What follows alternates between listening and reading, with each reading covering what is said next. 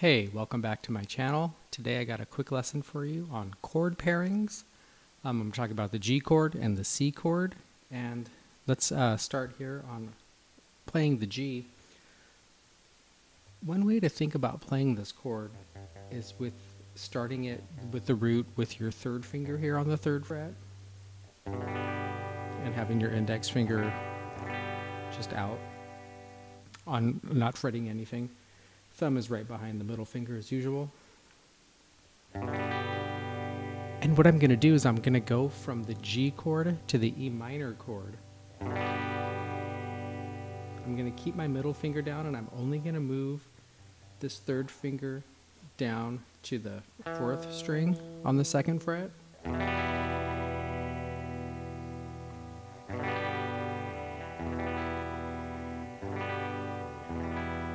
So this middle finger is anchored down, it doesn't move.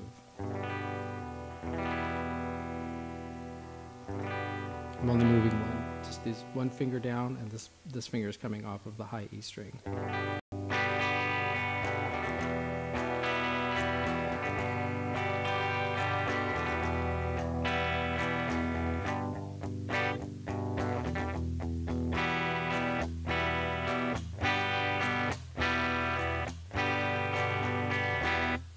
So it's a great little, way to go from your G to your E minor. You're going to find that that movement in a lot of songs. Another one I want to talk about here is the C chord, your C major chord. And we're going to focus on our index finger here on the second string of the first fret. And I'm only going to move these two fingers. So this finger comes down one. I'm going to play a D7. And my third finger hits the high E string on the second fret.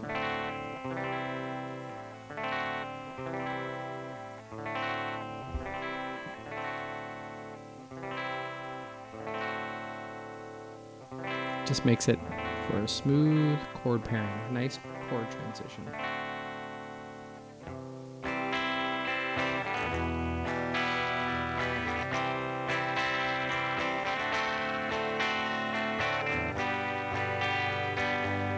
So when you play your G chord and you have your third finger up here on the third fret, it really makes it easy to grab a lot of these other chords.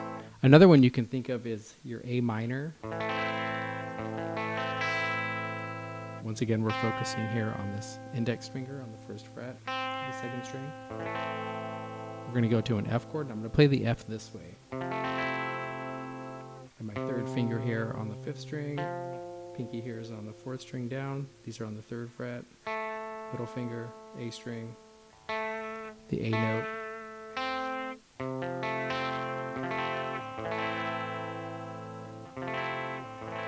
And A minor is the third in the key of F.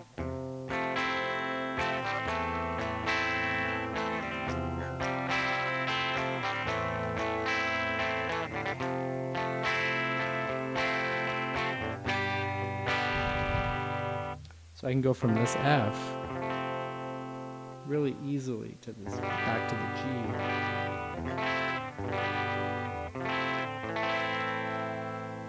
So think of anchor positions on your chords.